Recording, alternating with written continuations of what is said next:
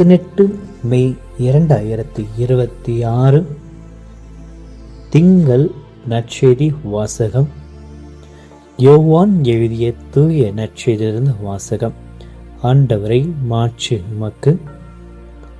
அதிகாரம் 16, இறை வசனங்கள் 29 33 முடிய. அக்காலத்தில் சீடர்கள் இயேசுவிடம், இப்பொழுதுதான் உருவகம் எதுவும் இன்றி வெளிப்படையாக பேசுகிறீர். உமக்கு அனைத்தும் தெரியும். யாரும் உம்மிடம் கேள்வி கேட்க தேவையில்லை என்பது எங்களுக்கு இப்பொழுது புரிகிறது. இதிலிருந்து நீ கடவுளிடமிருந்து வந்தவர் என்பதை நம்புகிறோம் என்றார்கள். இயேசு அவர்களை பார்த்து, இப்பொழுது நம்புகிறீர்களா? இதோ காலம் வருகிறது, ஏன் வந்தே விட்டது, அப்பொழுது நீங்கள் சிதறடிக்கப்பட்டு ஒவ்வொருவரும் அவரவர் வீட்டுக்கு ஓடி போவீர்கள். என்னை தனியே விட்டு விடுவீர்கள்.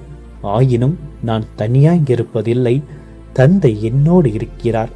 என் வழியாய் நீங்கள் அமைதி காணும் பொருட்டு நான் இவற்றை உங்களிடம் சொன்னேன்.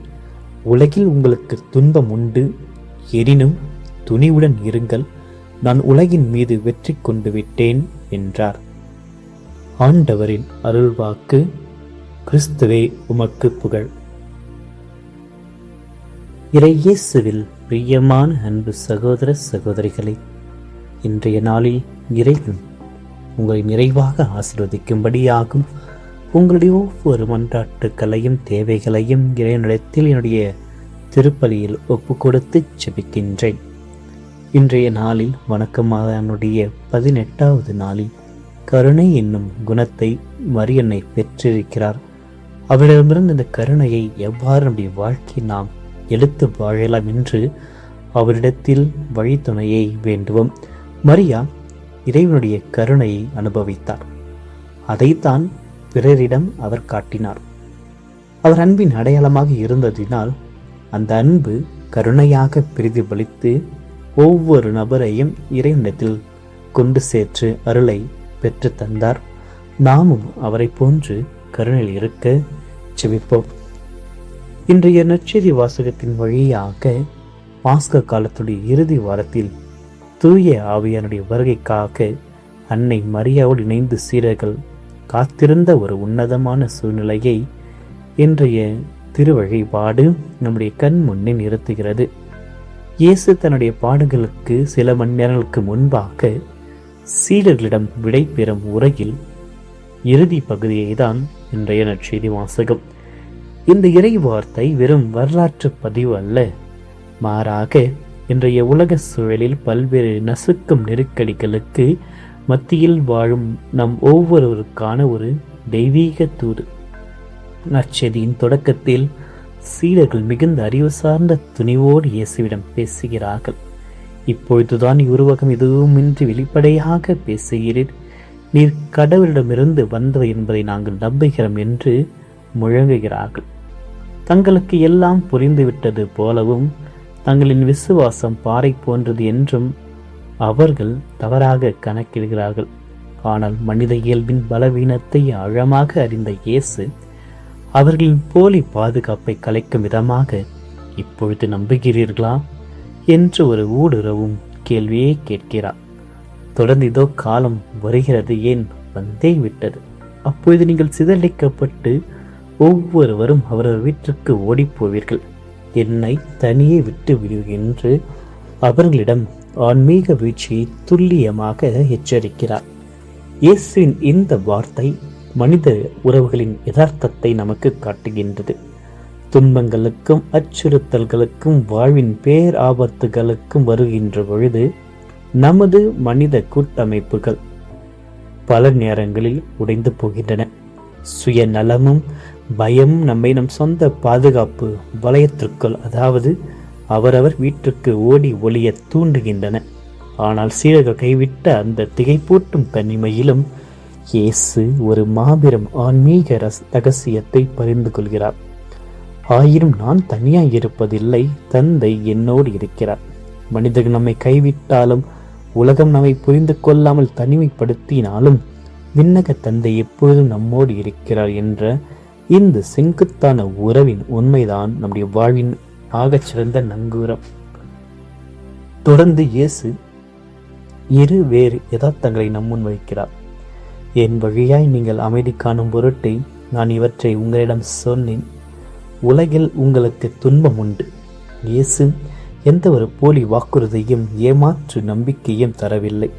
கிறிஸ்துவ வாழ்க்கை என்பது பிரச்சனைகளே இல்லாத ஒரு சொகுசு பாதை அல்ல. உலகில் நமக்கு துன்பம் நிச்சயம் உண்டு. கிரேக்க மூல மொழியில் இதற்கு திலிப்சுஸ் என்று பெயர், அதாவது நசுக்கும் பெரும் நெருக்கடி என்று பொருள். கடன் சுமை, தீராத நோய், குடும்ப பிரிவினைகள், எதிர்காலம் குறித்த பயம் என உலகம் நம்மை நசுக்கத்தான் செய்யும். ஆனால் அந்த துன்பங்களுக்கு மத்தியிலும் கிறிஸ்துவுக்குள் என் வழியாய் நமக்கு ஒரு தெய்வீக அமைதி உண்டு. இந்த அமைதி என்பது பிரச்சனைகள் இல்லாத சூழல் அல்ல, மாறாக பிரச்சனைகள் நடுவிலும் நம்முடைய இதயத்தை ஆளுமை செய்கின்ற ஒரு கிறிஸ்துவின் பிரசன்னம். இதன் உச்சகட்டமாக ஒட்டுமொத்த உலகையும் எதிர்வைக்கின்ற ஒரு மாபெரும் வெற்றியின் குரலை இயேசு எழுப்பிக்கிறார். அதுதான், எனினும் துணிவுடன் இருங்கள், நான் உலகின் மீது வெற்றி கொண்டு விட்டேன். இங்கே ஒரு வியத்தக கால முரணை நாம் கவனிக்க வேண்டும். இயேசு இந்த வார்த்தைகளை கூறும் பொழுது அவர் இன்னும் கெத்செமனே தோட்டத்தில் கைது செய்யப்படவில்லை, சாட்டையடிப்படவில்லை, சிலுவையில் அறையப்படவும் இல்லை. உலக கண்களுக்கு அவர் தோற்க போகிற ஒரு கைதியைப் போல தெரிந்திருக்கலாம். காலங்களை கடந்த இறை திட்டத்தின் படி அவர் சிலுவையின் மரணத்தையும் சாத்தானின் அதிகாரத்தையும் ஏற்கனவே வென்றுவிட்டார். எனவே பிரியமானவர்களை, நாம் ஆராதிக்கும் இயேசு சவால்களுக்கு பயந்து ஓடியவர் அல்ல, உலகை வென்ற மாவீரர்.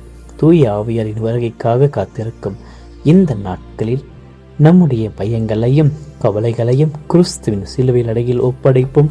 நம்மை சுற்றியுள்ள உலகம் எவ்வளவுதான் அச்சுறுத்தினாலும் நான் உலகை வென்றுவிட்டேன் என்ற கிறிஸ்துவின் முழக்கத்தை நம் கேடயமாக ஏந்துவோம். உலக துன்பங்களை கண்டு சோர்ந்து போகாமல் கிறிஸ்து தரும் தெய்வீக அமைதியோடும் துணிவோடும் வாழும் வரத்தை வாழ தூய ஆவியானவர் நமக்கு அருள்வாராக. ஆமென்.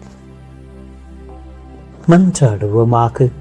என்றும் வாழும் எல்லாம் அல்ல இறைவா, இந்த புதிய நாளுக்காக உமக்கு நன்றி கூறுகின்றோம்.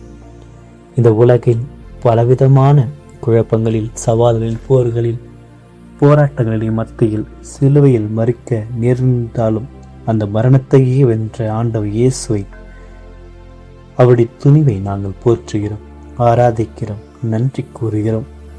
உலகில் உங்களுக்கு துன்பம் உண்டு எனும் அறிந்து துணியுடன் இருங்கள் என்று கூறி உலகின் மீது நீ கொண்ட வெற்றியை எங்களுக்கு பரிசாக வாக்குறுதியாக அளித்தீரே, அதற்காக உமக்கு நன்றி கூறுகிறோம். ஆண்டவரே, இந்த அருமையான புதிய நாளுக்காக உமக்கு நன்றி கூறி விடிந்துள்ள இந்த புதிய நாளில் உமது ஆசீர்வாதங்களையும் பாதுகாப்பையும் எங்கள் மீது பொழிந்தருளும். இன்று நாங்கள் மேற்கொள்ளும் ஒவ்வொரு பணிகளையும், சந்திக்கும் ஒவ்வொரு நபர்களையும் உமது கரத்தில் ஒப்படைக்கின்றோம். எங்கள் கைகளில் அனைத்தையும் ஆசீர்வதித்து, எங்கள் பணிகளை ஆசீர்வதித்து, எங்களுடைய செயல்களை ஆசீர்வதித்து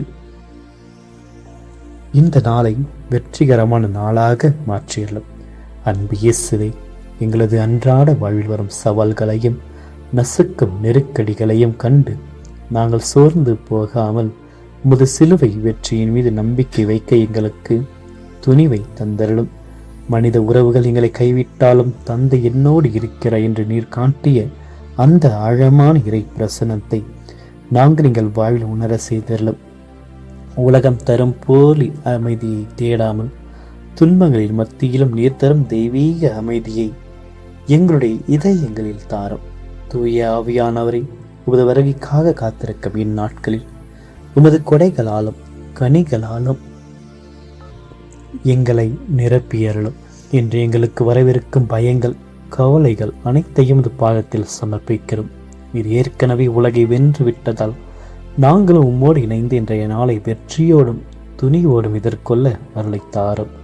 எங்கள் ஆற்றலால் அல்ல, உமது ஆவியின் பலத்தால் இந்த நாளை ஆசீர்வாதமாக வாழ எங்களுக்கு கிருபை கூர்ந்தருளும்.